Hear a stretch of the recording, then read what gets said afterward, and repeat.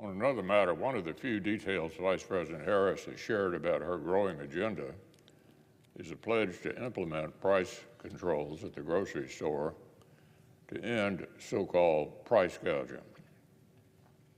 The eerie echoes of Marxist propaganda in that talking point have already attracted attention. But we don't have to dig too far back in the history books to find an example that she may be drawing from. The Biden-Harris administration itself has used similar language to describe another socialist-inspired price control scheme, the one to combat supposed price gouging in the market for life-saving pharmaceutical treatments. And so far, prescription drug socialism is not working out too well. According to a recent study, nearly 3.5 million beneficiaries are expected to pay higher out-of-cost as a result of the administration's proposed scheme. But that hadn't stopped them. Last month, the administration released the maximum fair price for the first 10 medicines selected for its coercive negotiation program.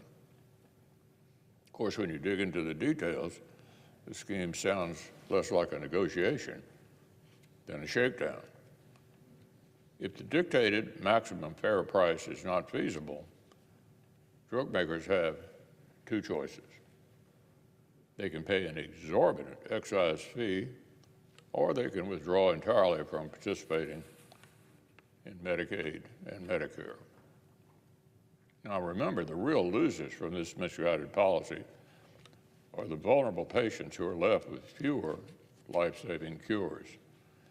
Roche and AstraZeneca have indicated that they will be discontinuing certain drug trials or considering delaying launching cancer medications due to the financial penalties from the Inflation Reduction Act. And yet Biden and Harris seemed largely unbothered. Last month, President Biden went on the road to celebrate the results of the Cancer Moonshot Initiative, an accomplishment I was proud to partner with him on. But he hasn't reckoned with estimates that the Inflation Reduction Act would eliminate 9 times the amount of funding for cancer research that the Cancer Moonshot created. Let me say that again. He hasn't reckoned with estimates that the Inflation Reduction Act could eliminate 9 times the amount of funding for cancer research that the Cancer Moonshot created. Vice President Harris, similarly blinded to the consequences of her work, has recently bragged about her role in passing the Inflation Reduction Act.